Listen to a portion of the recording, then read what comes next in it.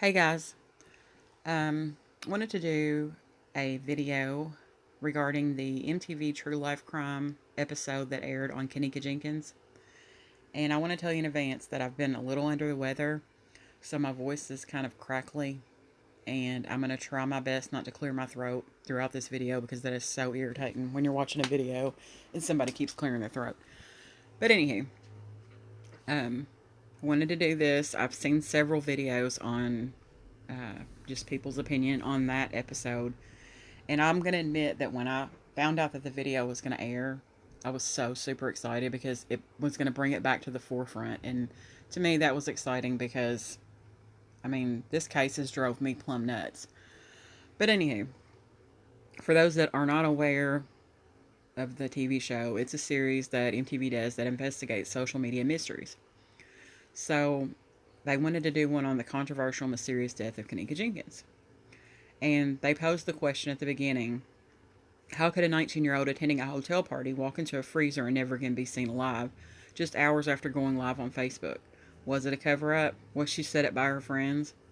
And the gentleman in the picture is Domity Pongo, and he's the one that does the narrating and goes out and talks to people during the show. And he's actually a native of Chicago. And he said that the death of a young black woman doesn't usually get the attention it deserves, but with this case, it was different. So these are the people that he talked to during the episode. He talked to Shakira, Malik Warwick, um, Jason Juarez, Markel Thomas, Bree Bree. Those were all Kenneka's friends. He talked to Nikki Luciano, who is a internet sleuth. Talked to her cousin Nikki. Talked to her uncle Jonathan Jackson, who is deceased now. Talked to Zach Stoner, Zach TV journalist, who is also deceased now. He talked to activist Jamal Green and Inglewood Barbie. Spoke to Don Stevens, Rosemont Public Safety Superintendent. Doug Carner, who's an audio and video forensic analyst. And Paul Cialino, who is a crime scene investigator. And also they used some of Zach TV's interview with Irene. And they also used part of the 107.1 interview that Teresa Martin did. But as far as having those two on the episode, no, they did not. Okay, they said that Kenneka was from violent West Side neighborhood of Lawndale. And they kind of go along the timeline. Said she went to the Crown Plaza on September the 8th of 2017 for her friend Irene's birthday party. And according to police records, she got there around 1:13 a.m. By 1:30 a.m., people started posting videos to their social media accounts, including Ty Rowland's live and Irene's live, which was seen by millions of people, and contains one of the last known audio recordings of Kenneka's voice where she says, quote, "I'm not drunk." And it was actually shot minutes before her disappearance, he says. He wanted to interview the friends, obviously, because they were at the party with her, so that would be a very obvious choice of people to interview. And he reached out to Irene, but she kept avoiding his call. And his opinion was that she was scared, and he said that he probably would be too. So for her part of the story, or side of the story, he went to the Zach TV interview that she agreed to do, and that was the one on the red couch. So they used clips of that, and because he was like, they got to get a chance to tell their side of the story. So then he goes to an interview that they did with Zach TV, and Zach says it was hard to get the interview with Irene because she said everybody was bashing them, and she didn't know who they could trust and who they could talk to. And Zach told her, if you guys are really innocent, then let's prove it to the world that you don't have any part in this killing of Kenneka Jenkins. Thought it was interesting that he used the term killing of Kenneka Jenkins. Her live supposedly started at 1:36 a.m. And in her interview with Zach, she said that Kenneka had no pills but had 1 cup of alcohol and was drinking out of a Hennessy bottle. He asked her specifically about the $200, and she said it was them talking about a parking ticket. And there was a sign in the police photos that they released, and it said on the sign that the hotel charged $200 for a lost parking ticket. Zach believed them, thought they were being honest, and his thing was, why be so elaborate with this plot to kill Kenneka when in Chicago they would just typically just walk up and shoot you? So Domity believes that her friends didn't have anything to do with it, and he thinks some people were clout chasing for followers on social media. And then he says, after, quote, extensive, end quote, interviews, police have cleared everyone of foul play. So what are we missing, he says. I do want to mention this because it's not really brought up too much, but the police have all these statements, witness statements, and statements from all these people that were at the party. And, you know, I'm just going to bring this up, that every one of those people were drinking or smoking marijuana. So, you know, you got to look at that when you're interviewing people. So anyways, he uses the timeline of events from the police reports that the Chicago Tribune took. So at 3 o'clock a.m., he said they were ready to leave. And this is where it gets interesting. 3:05 on September the 9th, at the 9th floor elevator, Kenneka Jenkins realizes she left her phone in the room. Her friends leave her in the hallway for 10 to 15 minutes as they try to find her phone, and when they come back, she's gone. At 3:20 a.m. on September the 9th, 2017, she's seen at the lower level outside elevator. And then at 3:30, she's seen bumping into walls and staggering. And he says, quote, you could tell she was drunk in that video, end quote. A couple of minutes after that, she's wandering through the unused kitchen in the basement. At 3:32 a.m. on September the 9th, that's when she was last seen alive on video. And at 3:45, according to Domity and the Chicago Tribune's timeline that they put together using the police reports, Monifa, Shemai, and Brubry appeared to be searching for Kenneka. At 4 o'clock, one of the friends calls Kenneka's mom, Teresa, to let her know that they can't find her. Now, in the interview with 107.1, Teresa said that they actually called her phone at 4:34 a.m. So, anywho, it's neither here nor there, but 2 hours later, Teresa is calling the Rosemont Police Department from the parking lot. And this is verbatim what she said to them when they answered the phone. And this is all verbatim again. Yes, I'm at the Crowne Plaza at O'Hare Airport, and I was calling because my daughter came to a party here last night, and now her friends, they say that they left her. They went upstairs at the hotel, and she's not able to be found now. The dispatcher says, go home, relax a little bit, give it some time. If you haven't heard from her by about 10 or 11 o'clock, then by all means give us a call again, and we can help you out from there.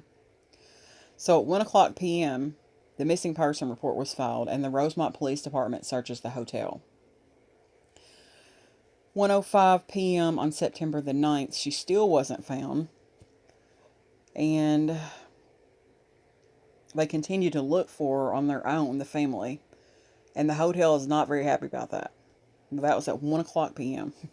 At 8:26 p.m. that same day, hotel employee calls 911. And this is a verbatim. The mother of the daughter is here at the hotel, and she's knocking door to door and disturbing our guests, end quote. Police get there and ask to view their surveillance video. At 11:23 p.m. on September the 9th, there are radio transmissions from down in the basement, and, quote, not getting anything downstairs, end quote. 12:05 a.m., September the 10th now.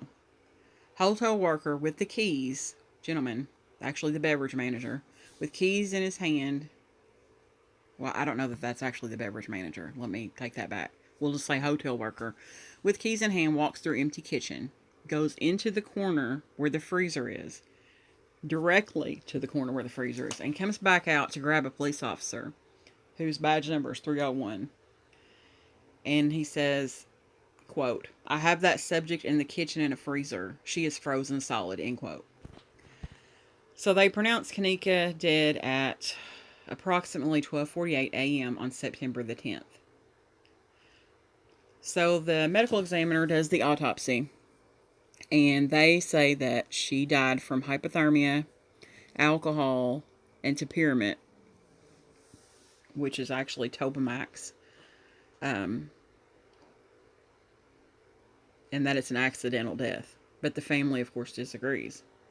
The uncle says that it's just too quick to close the case, because this case was actually closed in 6 weeks.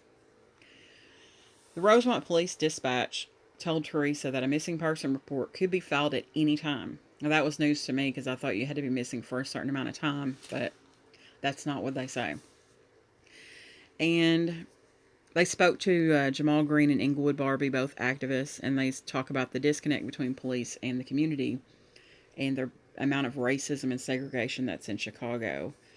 And Inglewood Barbie says, quote, justice is never served, so we're hopeless, end quote. And you have to look at that because you got to go back to the little Juan McDonald case on October the 20th of 2014. There was no accountability there. Then Teresa spoke, and she said that she believes someone in the hotel killed her child. And the reason this case keeps coming up is because people are unwilling to accept the narrative that the police are trying to force down our throats. Domity says it all comes down to whether authorities can be trusted in this particular case. So then they go speak to Don Stevens in Rosemont, and this is a verbatim quote from him. This case in particular was like none I'd ever seen before. We work on facts. We don't work on speculation. So I find it ludicrous that anybody truly believes that there was any conspiracy or any cover-up. The public needs to understand that the Rosemont Public Safety Department is a professional department that worked tirelessly each and every day to provide facts to the family of Kenneka Jenkins and to provide facts to the public. I had 10 to 15 detectives working between 15 and 20 hours every day for 22 days straight. While that was going on, we had protests every day for close to 2 months straight, which also taxed our resources. End quote. So my question to him would be, if your men were so, worn out from this case, why then, when the FBI reached out to offer assistance to you, why did you turn that down? A little strange. If your men are so exhausted and you're, doing a very piss poor job of investigating this case, which we can start at the actual crime scene, you don't let people trample all through your crime scene. That just tears your evidence to pieces. Makes everything incredible. Then he says, quote, we wanted to be transparent with everybody from the get-go, and we made every attempt. We try each and every day to build trust with our community, but there are people out there that really have had a tough time trusting the police. It's a fact. It's a fact of life. End quote. The family and friends spoke about how it looked like Kenneka had been beat and raped, and it looks like she fought hard. And I agree with that statement. I mean, she's got bruises and cuts on her, and her tooth is knocked out, her lips busted. Then they decide they're going to talk to Breebury, and they described her as the best friend who helped lead the initial search for her at the hotel.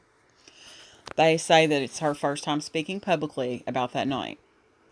And this is a quote from Breebury. I asked my Mooney for where she was at.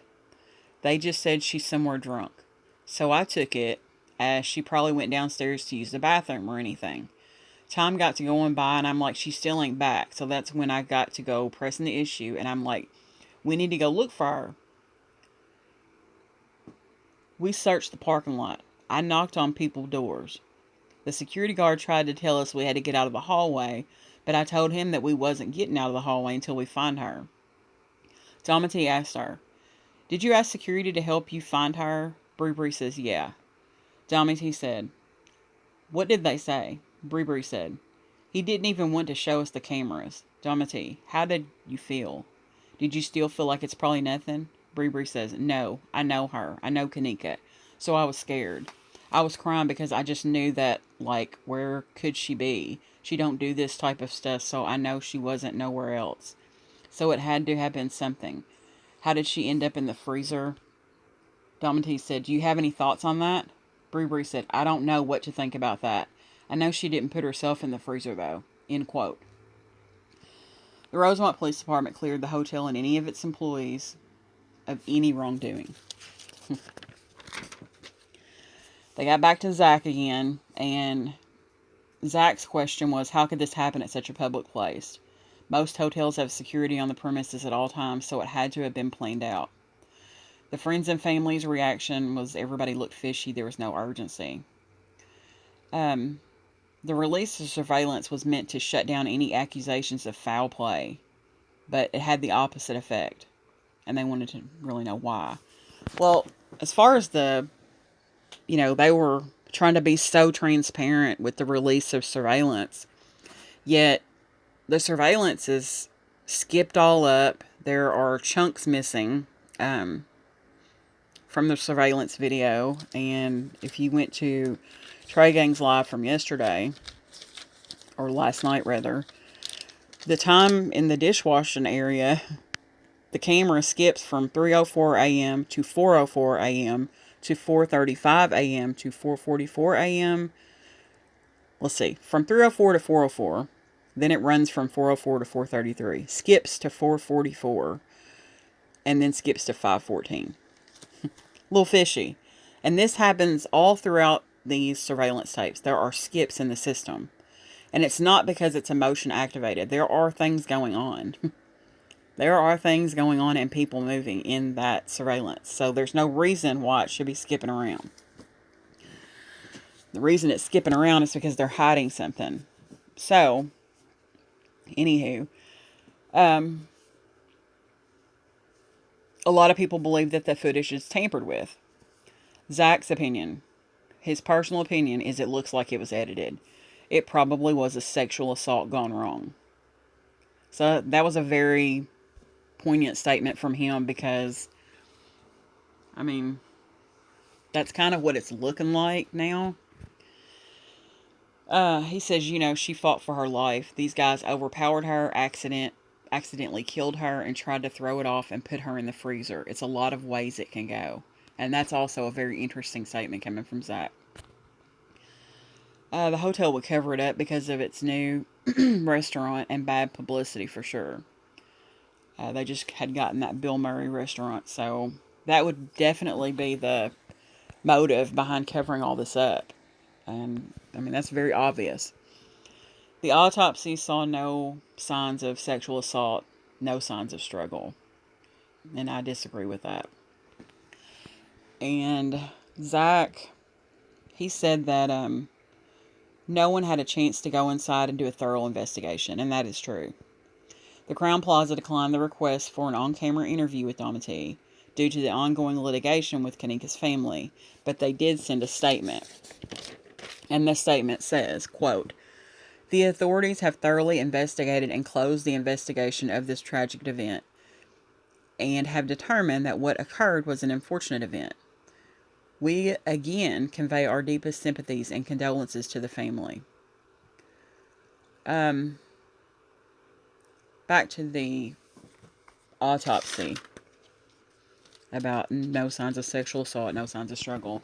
I know a lot of people find it hard to believe that things happen. People make mistakes.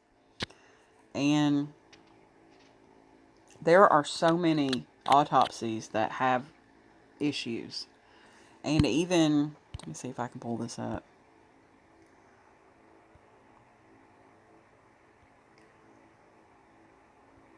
I've got so many tabs open. Let's see.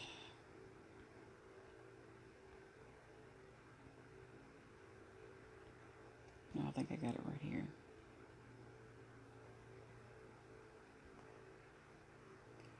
Lake County lawyer finds $2.3 million in autopsy. There are errors in the autopsy report. A lot of these autopsy reports use, computer generated, and there's a lot of cut and paste that goes on with those. Just like in the doctor's office, I've sat there and watched them do it, cutting and pasting. But I think this actually talks about some of these problems that you can have. Identifying errors in forensic autopsy reports using a novel web-based program.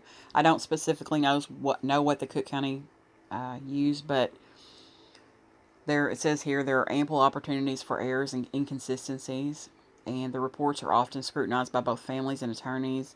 Identification of errors by proofreading, and that's what I was talking about. If they're not proofreading what they're writing, the computer may not pick that stuff up. And you can even go so far as, there's a lot of things that can go wrong with the autopsy. Of the 30 completed reports analyzed, no errors or omissions were identified. However, these reports were accurate upon manual inspection. Rarely the computer triggered a warning that an organ should be confirmed if the author used a description that differed from the software's vocabulary. The web page detected 8 out of 10 errors supplied to the 5 sabotage cases. These errors range from inconsistent age, race, and gender. Those are very important things. So these autopsies had the wrong age, the wrong race, and the wrong gender, to incomplete gunshot wound descriptions. The conclusion of this was identification of errors by a computer proofreading program can improve autopsy report quality. But it happens, and people don't think that it happens. It happens all the time.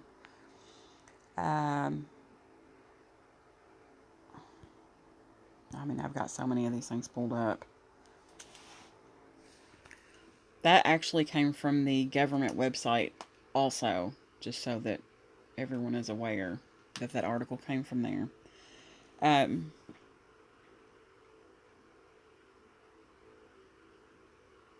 Back to my notes here. They did the surveillance.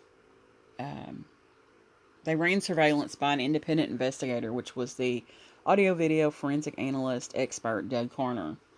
Quote, he says, "There's a principle called the Locard principle, which is take something, leave something. If a thief, for example, breaks into your house, they leave fingerprints or footprints. Well, with the video, if someone manipulates a video, they leave behind artifacts, defects in that video that are inconsistent with what was already there," end quote.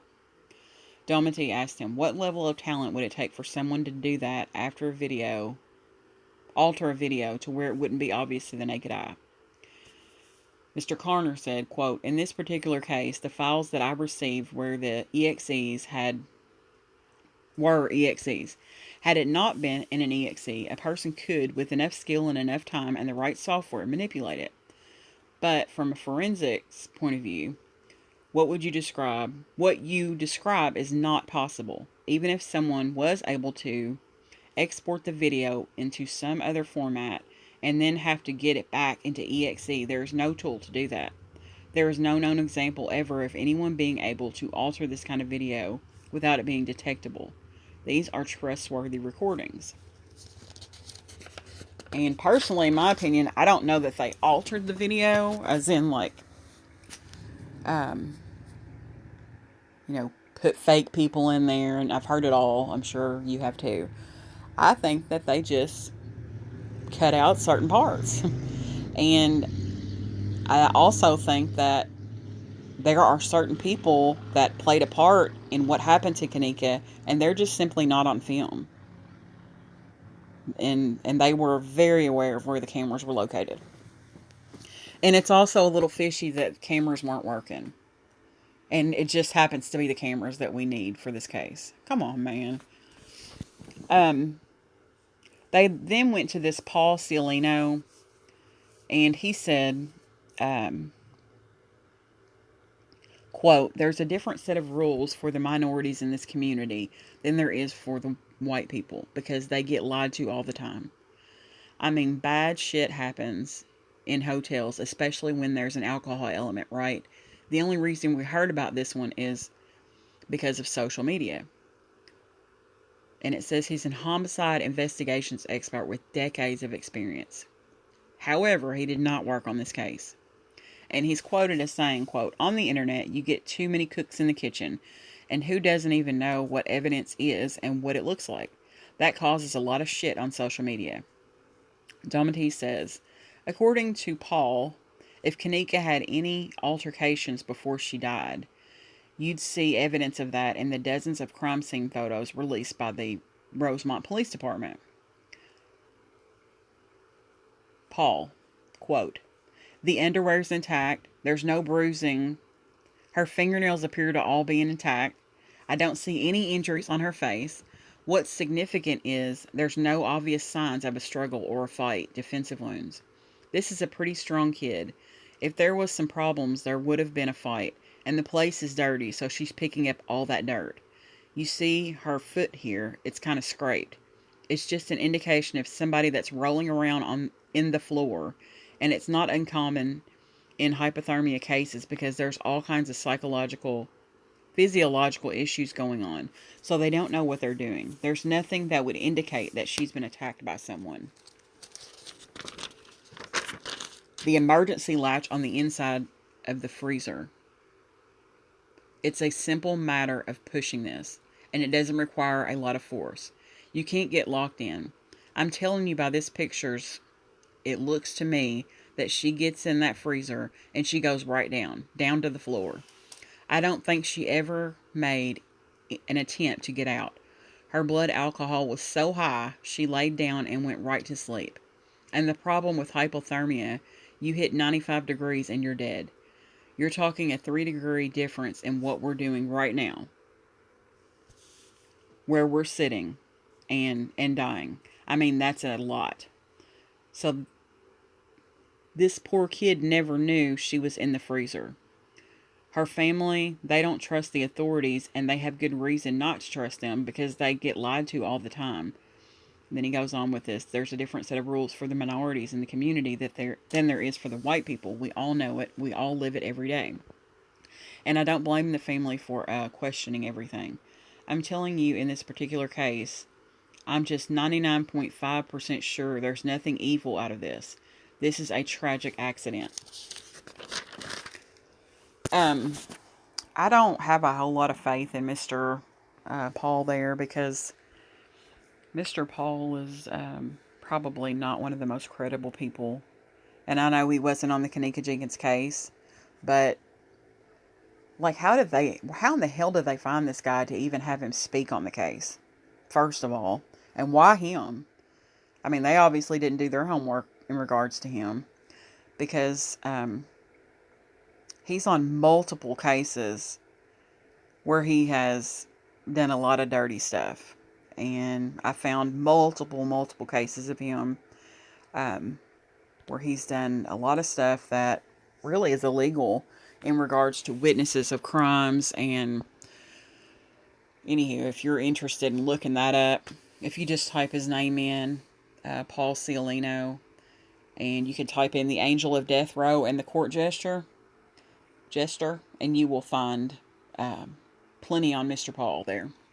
So I don't even know where they got him or why they drug him in it, because I wouldn't have put this man in anything that I was doing for this very reason. Anywho, the activist said, "We're so hungry for justice." And Inglewood Barbie did bring up a point that this case brought people all over the world together, and that is so true.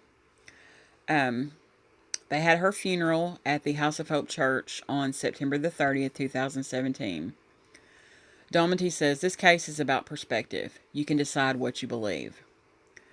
And at the end, it says that on March the 21st, 2018, Jonathan Kenneth Jackson, 27, was killed by a gunman in the West Side Holman Square neighborhood, and that remains unsolved. On May the 30th, 2018, Zachary Stoner was shot and killed in the South Loop neighborhood of Chicago, and that's unsolved. And on 12/14/2018, Teresa filed a lawsuit against the Crown Plaza for $50 million. And that today, this case still remains closed. So, that's basically the gist of the episode. It was just a lot of brush over, and really disappointed that they didn't get any of the girls to talk. But now they have these lives coming out where they're talking cash shit and mad and this and that. I think that's just a distraction, honestly, to try to distract us from what's really going on right now, that this case has kind of come back up since the Francis Cave has sent the email out, and I'm sure most of you are aware of that. It's kind of brought everything back up, and it's really starting to click now. So I think that their lives where they're beefing is kind of an attempt to distract us from what's going on. Um, because why else wouldn't you? Why in the hell wouldn't you want to testify or to speak on this or any of that? I mean, I would be speaking all the time on it if I was innocent. You know what I mean? And it's so fishy that you're being threatened for proving or at least providing a statement that you're innocent. Come on, man. I wouldn't give two fucks about that.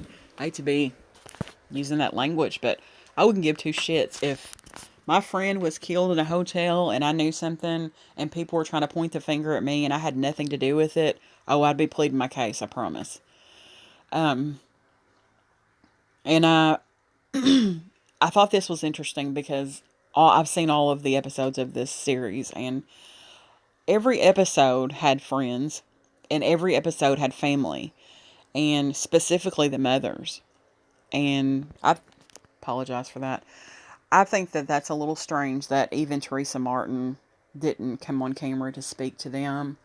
I mean, I would want the world to know about my daughter's case, and I know she has an attorney. She could have came with her attorney, you know what I mean? It would have just been as simple as that, just to provide details about the case. So, I'm not saying anything bad about her. I'm just saying I don't understand why she was not. Maybe she wasn't contacted. I don't know, but I don't understand why she was not on the episode. And other than that, I just wanted to give a brief little rundown of what really happened on that TV show. And I'm sure I'll be doing another video pretty soon. You guys have a good day. Thanks for watching.